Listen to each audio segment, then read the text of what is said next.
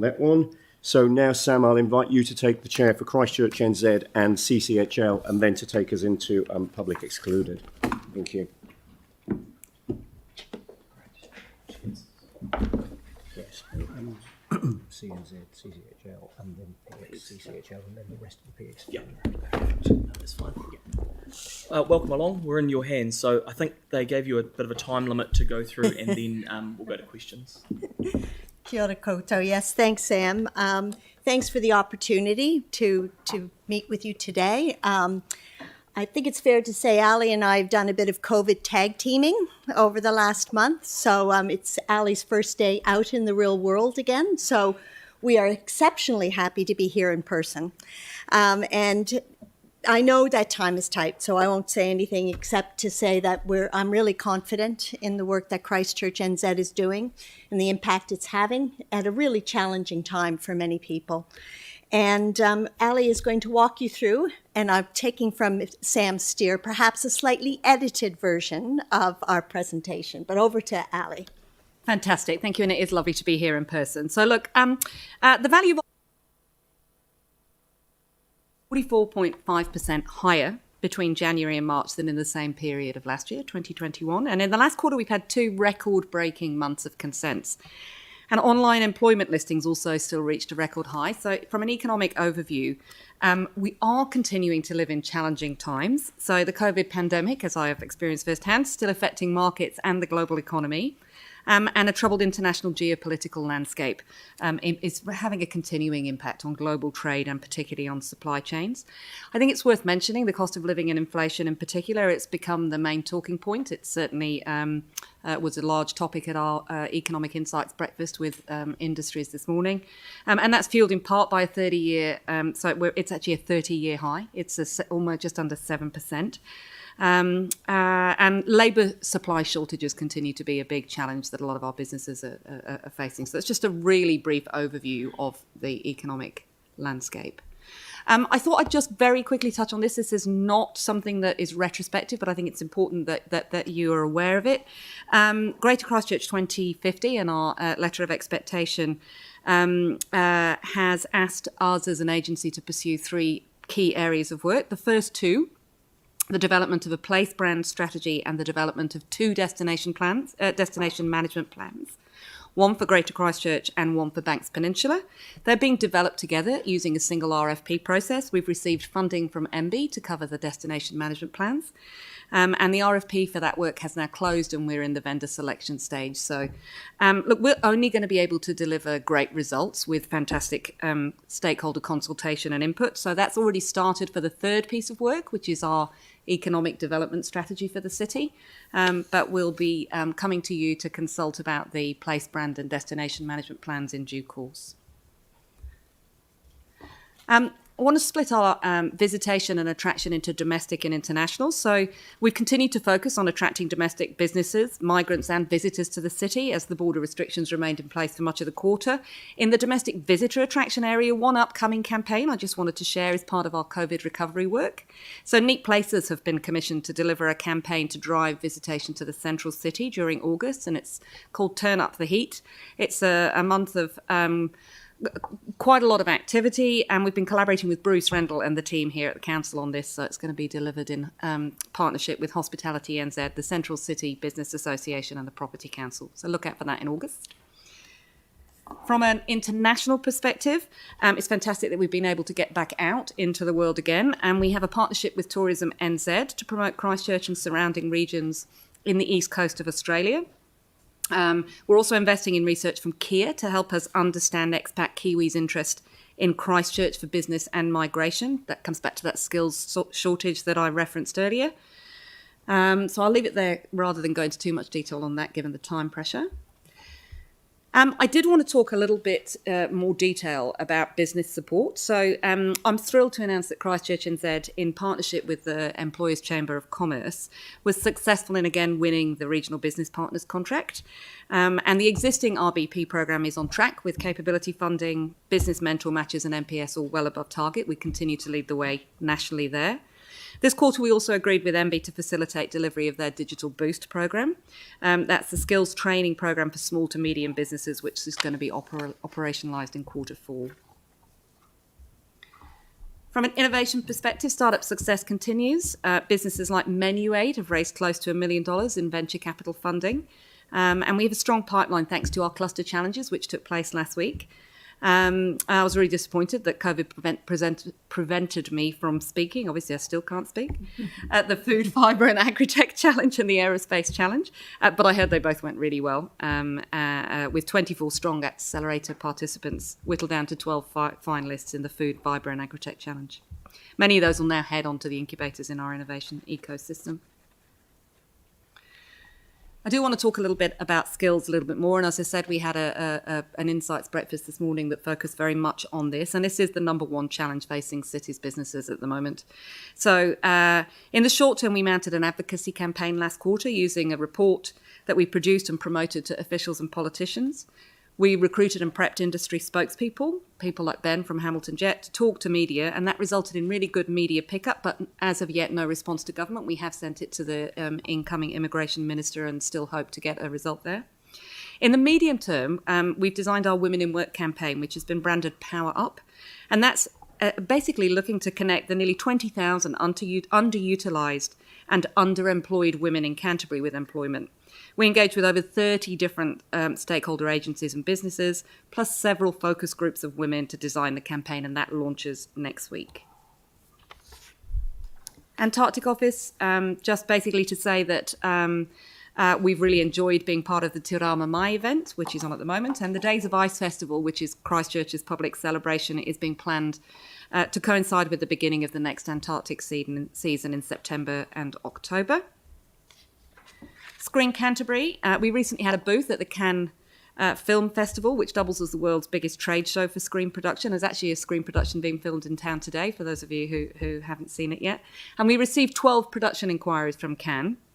We've invested alongside the University of Canterbury and the New Zealand Film Commission in the Waitaha Creative Incubator to support this. And the Screen Canterbury NZ production grant will be reopened in June to continue the pipeline of screen opportunities.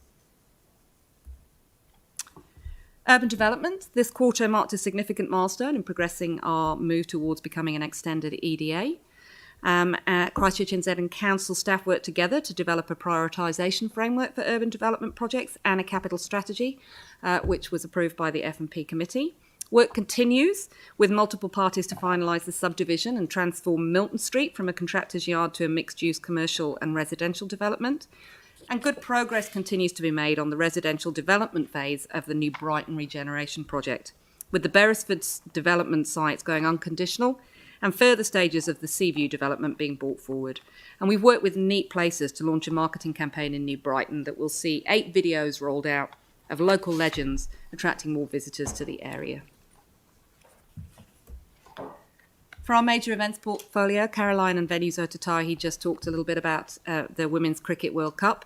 And I thought I'd just share a few results from that. We did a piece of work with Fresh Info to review the economic impact. We had 5 games in Christchurch, including the semi-final and final. And I'm pleased to sort of share that the results are pretty amazing.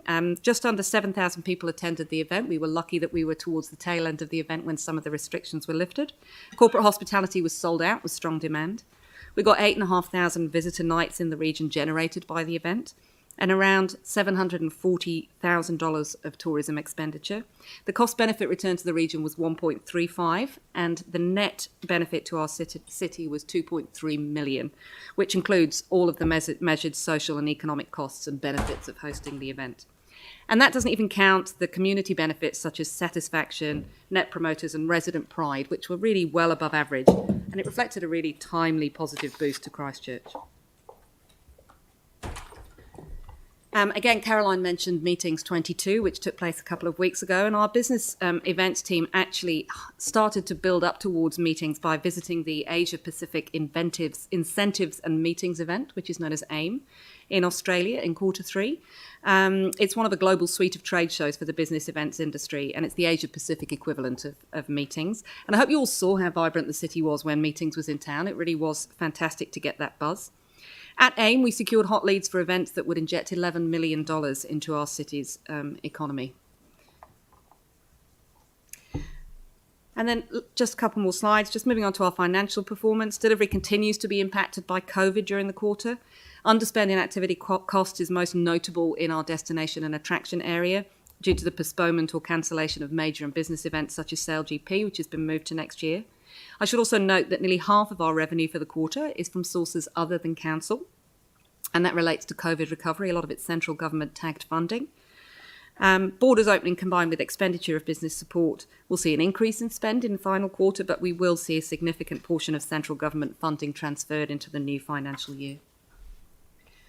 And then finally, our levels of service. So levels of service are mostly on track with strong performance in support for businesses, bids to attract business events to Christchurch and screen enquiries. Our ability to deliver a major events seed fund, use of our narrative assets and development of a new destination product have all been impacted by COVID and they're not expected to recover by year end. Thanks for the opportunity to share. I'm going to leave it there. Hopefully I rattled through that at pace.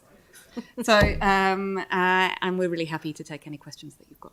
Thank you very much. I mean, that was really useful. And while I do appreciate you sped through it, I think you've covered the key points really, really well. So you don't feel like we're rushing you through in that sense. And it is great. I do appreciate both the chief exec and the board chair coming in for this. It is really, I know how busy both are, so I appreciate that. Does anyone have any questions? Aaron, Jimmy. So Aaron first. Yeah, thanks for that. And it was not very concise. A couple of quick questions. One is the event Turn Up the Heat. The image, is that flames? It is flames in the image. Okay. Sorry? Pixelated flames. Yeah. Well, that's what it did look like. I was just double checking. But because when you read the description of the event, it kind of seems slightly different to flames. And I just thought flames can be a little bit negative given the Foothills fires and also the whole thing with Turn Up the Heat being an event name. And as a planet, we're meant to be turning down the heat. So when I first saw it, it was a little triggering, and I thought, I'm just going to ask the question. So I thought, there you go. There, not a lot of agreements around the table, but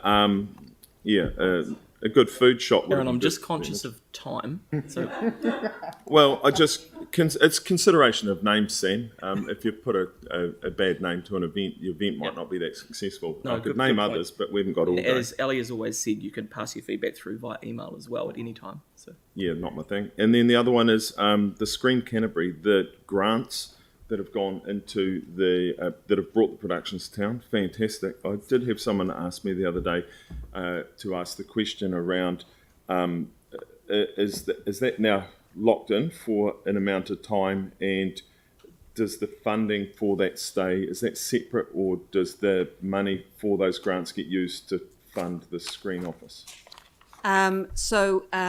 The funding that we allocated towards screen grants, so is the majority of that will go towards grants. There are some that is to do with the back office administration costs of delivering that.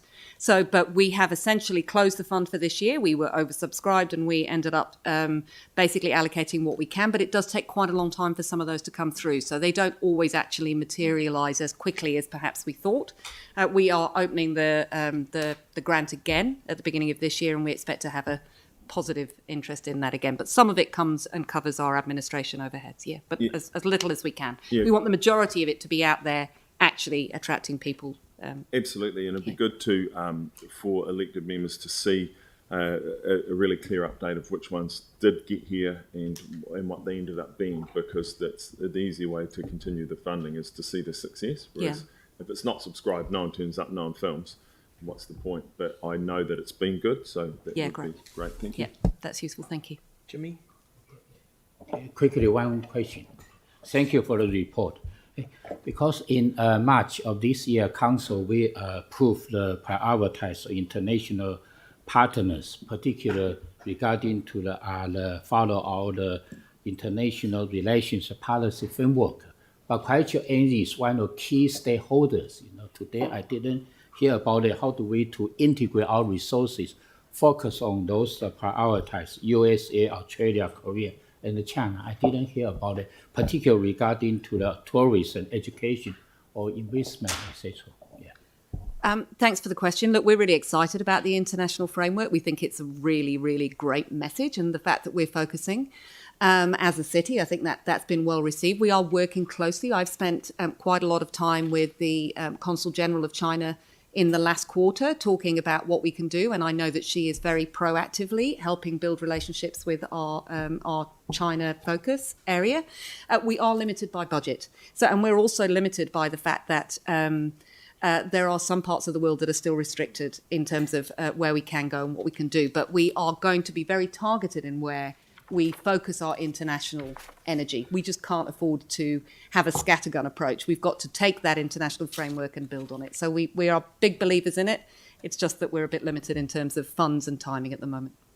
Thank you. Thanks, Jim. Great, thank you. Yanni. Oh, thank you. Thank you for the work that you're doing. I guess I just do share Councillor Keown's concern. Just in terms of the campaigns that you've got, though, the place brand strategy that you're looking at, are you using local creative sector? Can we just get some understanding of who you're using in that space and that you are looking to use local producers? Local providers forms part of the criteria for our RFP process. So there are some areas where the skill set may not be available locally, but it is a very important part of our criteria when we're assessing which provider to go with. I haven't actually been involved in that RFP process, and I don't actually know the outcome of it yet. Yeah. But I have asked exactly the same question, and I know it's a very important contributing factor in the decisions that we make. There will definitely be a local element to it. I don't know that it'll be completely local. Yeah. And do you have a sense of what's happening in the space around the sort of gaming sector? I know that you've talked about, I think, one sort of company, the Granary, but yep. I know that there was also a kind of joint up collaborative engagement process that was happening, but I'm just not sure where the next steps have got to and whether there's anything that we need to be thinking about. So we do have a gaming strategy that was built as part of the Screen Canterbury programme. I think it's an area that we need to re-look at and re-energise, because to me it's a really big opportunity. So it's actually a very live and relevant question, Yanni, that I'm looking at myself at the moment. And part of that will be when we replace our GM for innovation and business growth, which is currently a live recruitment process, then that person will be able to lean into how we can leverage that more. I think it's a real opportunity. Right. Is there an ongoing sort of program of work? There's a strategic framework, but I would be. I don't think we're leaning into it as much as we can and should. It has not had as much focus as I would like to give it. Okay, cool. So yeah, aiming to increase that. Cool. And just the only other thing. In terms of like the summer campaign or the Neat Places campaign, how are you measuring like the impact? Like I see with the summer program, you talk about the number of clicks, the number of views, the impressions, the link clicks, and the unique summer page views. Have you been able to work out like the cost of the campaign versus the value that you've got back, and how do you do that short of just, I guess, the kind of normal web figures that we get? Is there a way to look at the tangible impact for local attractions, for example? It is very difficult. I can't remember who famously said that 50% of marketing is wasted if only you knew which 50%, and that's absolutely true. It is very difficult, but I might just actually ask Tracy to comment on that if you're. So Tracy Wilson is our GM for Destination and Attraction, and she'll give you a much better answer than I am able to. Right. Caveating that I wasn't with the organisation then, but I have reviewed the data, and marketing is my background. Actually, that campaign, Yanni, was actually one of the cheapest spends for the highest return of the clicks. So actually that one was a very good return on investment. But I think your point about actual visitation, shop numbers, etc., that's some really important work. And I might just comment on Turn Up the Heat. Obviously in winter we all like to get a little bit warmer, and that campaign has some really clear metrics about foot traffic, as well as spend, as we talked about in our economic update this morning. It's not just foot traffic, it's foot traffic, that we need, because actually the dollars are going up. That's inflation. It's actually not the number of transactions. So we've put some key metrics in place for that campaign that I do look forward to being able to update, because I think you're absolutely right. We need more measures than just clicks on websites. Great. Yeah, okay. I think we're Celeste. Kia ora and welcome back. Thank you. I'm specifically just wanting to talk about, and you might not have a lot of detail, so just ask a question around the New Brighton Regeneration Project, and they've done neat places and done some other things, and it's really awesome, some of the things that have been happening, and really great to showcase some of the local legends and some of the other work that's underway. So my question is, in terms of identifying kind of the community stakeholders that can be engaged in that process in terms of guiding the work that's being done on the ground. I know staff are doing a great job because I've been liaising with them quite a bit, but is there kind of a more of a structured process around that in terms of making sure that we don't sort of deliver placemaking projects based upon what we think is best, but also based upon what the direction is from the community and businesses and so forth? Is there a sort of a way that we can get a bit more information about that? So I don't have a direct answer to your question, but I think the point you raise is absolutely relevant, and it's true for the destination management plan as well, whether it's placemaking or destination management or whatever it is we're building. It has to be something that the community believe in and buy into and feels authentic for them. And so I've often said to my team, spend 80% of your time on a project through consultation and talking to people and understanding, because actually people have to believe that A, there's a need to do it, and B, that we're the right agency to help deliver that. And when we've got the buy-in to that, then actually we can take people on that journey. So I don't know the specific question from placemaking, and I will take an action to follow up on it. But I think your point is right in anything that we do. The last thing we want to do is look like we're kind of helicoptering in as the kind of rescuing agency. That's not our aim at all. Great. I think Phil has a question. Thank you. How many people did we send to Cannes? One. Yeah, just our Screen Office representative. Okay. And I understand, is Screen Canterbury starting to merge, I'd say, with UC Canterbury, with their new studios that are going to get built in? It's not merging, but that was very much a joint trip. They went together and presented together and worked together and did everything as a team. So we went as a Christchurch kind of representation. No worries. Thank you. Great. I think Yanni has another question. Just one really quick question, because it's great that we're doing work around the film and the gaming. I was just interested, like we've got as a council the Go Live local music, and I just wondered, is there anything you're doing in this space to support local musicians in terms of economic development and developing the culture sector? Because it seems to me that, it's something that Christchurch has, got a lot of bands and has in the past, many years ago, CDC used to look at that sort of stuff. Is there any? I think the short answer is no. Right. Sorry, apologies. There are lots of opportunities everywhere we look, whether it's different international countries that we could attract or different industries or verticals that we could work with. And the challenge we have as an agency is we're spread very thin. So our $15.9 million is fixed, and we have a lot to deliver already within our remit. My fear is that we're actually already doing too many things. And we need to actually do fewer things and do them well. So whilst I absolutely agree with you, it's a fantastic opportunity and I think it could be great, we've got to make some choices about where we want to play. And that's obviously going to be guided by conversations with you as our shareholder. So the key thing is, if we wanted you to do that work, we would identify it and fund it and then ask you to do it. Yeah. Great. Thanks. I think we're there now. I just had one, and it's not a question, but just a takeaway, and it's in our report Linda's pulled together, just around 2.9 and 2.10, just around the reporting metrics and the value. It says it's difficult to measure specific interventions in the short term. I mean, I guess the challenge to put to you is, can we go away and do some thinking on how we do that? Because, the ratepayers of Christchurch do expect to see that. So don't need an answer now, but it would be really useful if you can come back at the next one or at a briefing or something and sort of update us on that? It might be a little longer than that, but absolutely 100% the way we measure ourselves is a really important part of our economic development strategy. We've got to actually, I think, have a relook at some of that. So I'm very much in your camp. I just don't know how quick. We need to get that. So we need to get the strategy, sort of the new sort of revised strategy there first, and then we can look at how we measure. I just think it's really important. I agree. For sort of, I guess, transparency around the spending, and also, I mean, if that is the case, then we need to reflect on how we've been measuring it since its inception. Yeah. So I'm keen to understand all that. But anyway, just a takeaway for it would be great. So James is happy to move the report. Jimmy's happy to second it. Any discussion? All in favour? Against? Carried. Thank you both. Thank for coming you. in. Thank you. Great. And now we've got Claire and Tony. Do you want to come on up for the CCHL? So we've got two parts to this, a public part and a public excluded part. So do you want to run through what you can now? And then we'll have any questions for this section.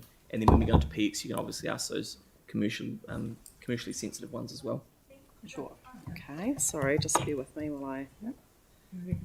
And have we got is Jeremy Good on morning, and I just put an apology in for Jeremy Smith and Tim Boyd, who couldn't be here today, hence I'm in the seat. But then I'll pass over to Tony. Right. Okay, so I'll take it largely as read, but just want to note some key items in the dashboards.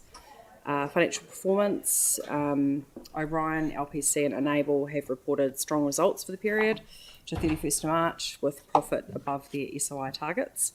It's unlikely that CityCare will meet its financial targets due to the impacts of COVID restrictions in the first and third quarters, including the 100-day Auckland lockdown. As previously reported, the airport's financial and passenger measures will largely not be achieved.